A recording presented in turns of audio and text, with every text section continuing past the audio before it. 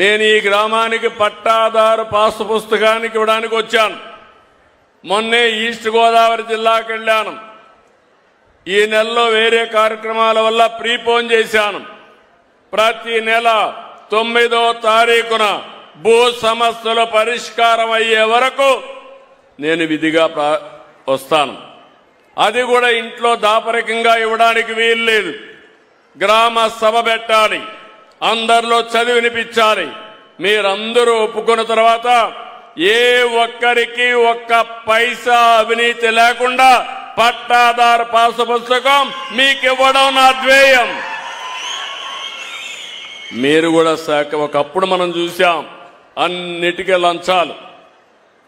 లంచాల వ్యవస్థకు స్వస్తి చెప్పాలనే ఉద్దేశంతోనే నేను ఈ కార్యక్రమానికి శ్రీకారం చుట్టాను.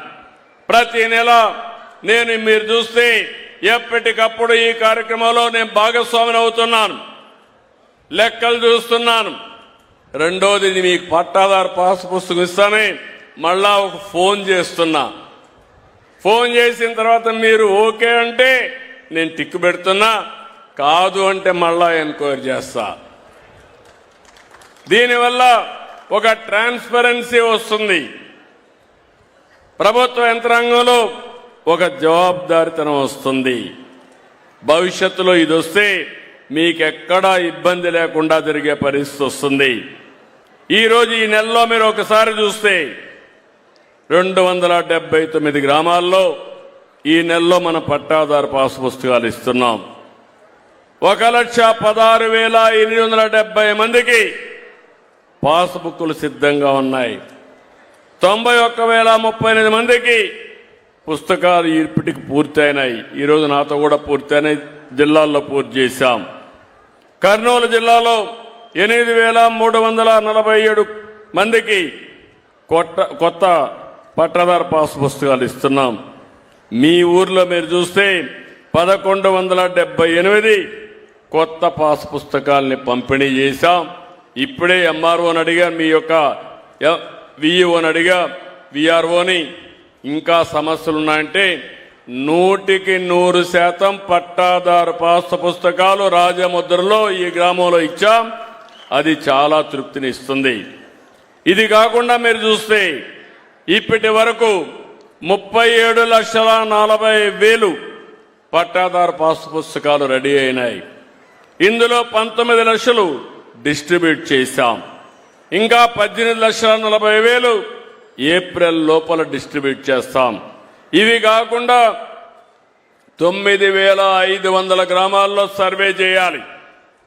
అవి చేస్తే 62 లక్షల మందికి కొత్తగా ఇచ్చే అవకాశం వస్తుంది. ఈ 60 లక్షలు, ఈ 37 లక్షలు ఇస్తే మొత్తం 100% ప్రతి ఒక్కరికి పట్టాదారు పాసు పుస్తకాలు ఇచ్చి అక్కడి నుంచి రాష్ట్రంలో భూ వివాదాలు లేని రాష్ట్రంగా అనౌన్స్ చేసే బాధ్యత నేను తీసుకుంటానని మీ అందరికీ తెలియజేస్తున్నా. డిఫికల్ట్ ఎక్సర్సైజ్, కష్టం. యామారితే మొత్తం ప్రోగ్రామ్ని అటు ఇటు వెళ్ళిపోయే పరిస్థితి వస్తుంది. అందుకే 1 సంవత్సరం పెట్టుకున్నాను. జనవరితో ప్రారంభించాను, ఫిబ్రవరిలో రెండోసారి వచ్చాను, మళ్ళా మార్చిలో వస్తా. డిసెంబర్ వరకు ఇదే పని మీదుండి మీ భూమికి భద్రత ఇచ్చే బాధ్యత నాదని రాష్ట్రంలో ఉండే అందరికీ విజ్ఞప్తి చేస్తున్నా. అదైతే ఇంకా మనకెవ్వరికి కూడా ఇబ్బంది ఉండదు. ఇవన్నీ కూడా మీరు చూస్తే డ్రోన్ పెట్టాం, ఒక పద్ధతి ప్రకారం పెట్టాం. ఎక్కడ సమస్య లేని విధంగా ఇవన్నీ తీసుకుపోతాం. ఇవన్నీ వచ్చిన తర్వాత మీరు ఏమాత్రం కూడా రాబోయే రోజుల్లో భూ రికార్డులోనే కాకుండా మిగిలిన నేను మిమ్మల్ని కూడా ఒకటే కోరుతున్నా. చాలామంది ఒక అర్ధ సెంటు కోసరం అన్నదమ్ములు కొట్టుకుంటున్నారు, తల్లి కొడుకులు కొట్టుకుంటున్నారు. కొంచెం ఉదారంగా ఉండండి. లిటిగేషన్ వల్ల, తగాదాల వల్ల బజారు పాలయ్యేది మనమే. కష్టపడితే ఎంతైనా సంపాదించుకుంటాం, కానీ ఏదో ఒక మనస్తత్వం మొన్న నేను చూశాను. అన్న తమ్ముళ్ళు ఇద్దరు. తమ్ముడికి ఇల్లు రాసిచ్చాడు, ఇల్లు కట్టుకున్నాడు. ఇల్లు కట్టుకుంటే రేటు పెరిగింది. ఇప్పుడు నాకు ఆ ఇల్లు కావాలని అన్న తమ్ముడి మీద గొడవ పెట్టుకొని మా ఇంటి దగ్గరకు వచ్చి ఆత్మహత్య చేసుకునే పరిస్థితికి వచ్చాడు. ఆత్మహత్య ప్రయత్నం చేసుకునే పరిస్థితికి వచ్చారు. అంటే మెంటల్గా మనందరం కూడా కావాలని ఏదైనా కానీ పట్టుబడతాం. ఆ పట్టు వల్ల కూడా జీవితాలు నాశనం అవుతాయి, బజారు పాలవుతాం. ఆ విషయం మీరు గుర్తుపెట్టుకోవాల్సిందిగా మిమ్మల్ని అందరినీ కోరుతున్నా. భవిష్యత్తులో ఏదైనా కొత్తగా మీరు మెడిటేషన్ చేసుకోవాలన్నా, మొన్నే మీరు చెప్పాం, మీ వారసత్వంగా వచ్చే భూమి మీరు చేసుకోవాలంటే 100 రూపాయలు కట్టి దర్జాగా మీ పేరుతో ట్రాన్స్ఫర్ చేసే వస్తువు కూడా ఇచ్చేసాం. ఇంకో పక్క ఎక్కువ మొత్తం అయితే వాళ్ళకు 1000 రూపాయలే పెట్టాం.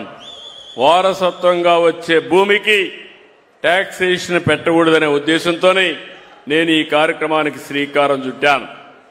భూమి విషయం అయిన తర్వాత నాకు ప్రధానంగా వచ్చిన సమస్య ఈరోజు మీరందరూ గుర్తుపెట్టుకోవాల్సిన అవసరం ఉంది, నీరు. ఈరోజు ఈ సమస్య పరిష్కారం చేస్తాను. నీటి సమస్య చూస్తే ఎక్కువగా మన జిల్లా కర్నూలు జిల్లా. నాకు అన్ని జిల్లాలు సునాయాసంగా సమస్య పరిష్కారం చేయగలుగుతాను. ఒకప్పుడు రాయలసీమ, రాళ్లసీమ, ఒకప్పుడు కృష్ణదేవరాయలు ఉన్నప్పుడు రతనాల సీమ.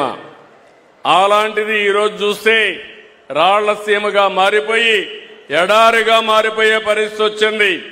రాయలసీమలో ఉండే మీరందరూ గుర్తుపెట్టుకోవాలి, మొట్టమొదటిసారిగా ఈ రాయలసీమకు న్యాయం జరగాలని ఆలోచించిన వ్యక్తి నందమూరి తారక రామారావు గారు.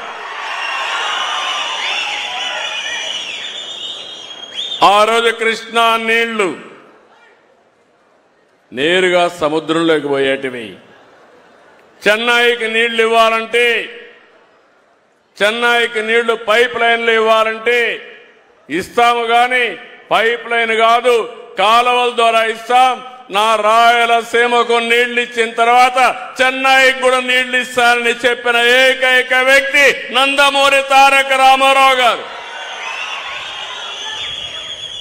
కృష్ణా జలాలు బచావత్ అవార్డులో ప్రాజెక్టులు కట్టుకునే అవకాశం ఉంది.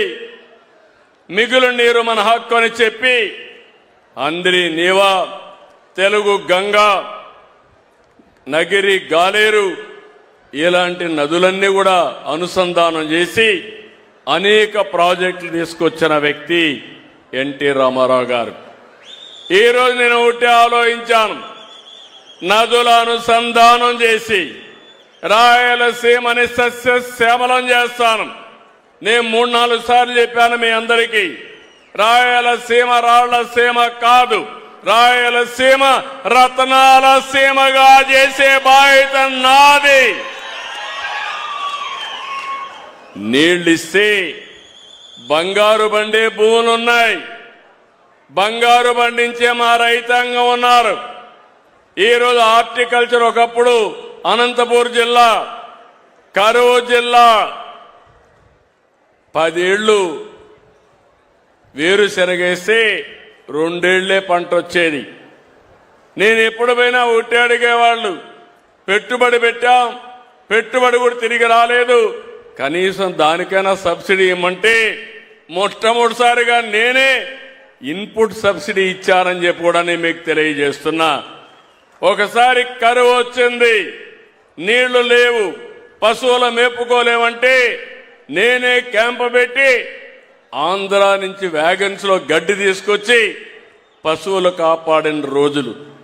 ఈరోజు అలాంటి అనంతపురం జిల్లా రాయలసీమని ఉద్యానవనంగా తయారు చేస్తున్నామని చెప్పి కూడా నేను మీకు తెలియజేస్తున్నా.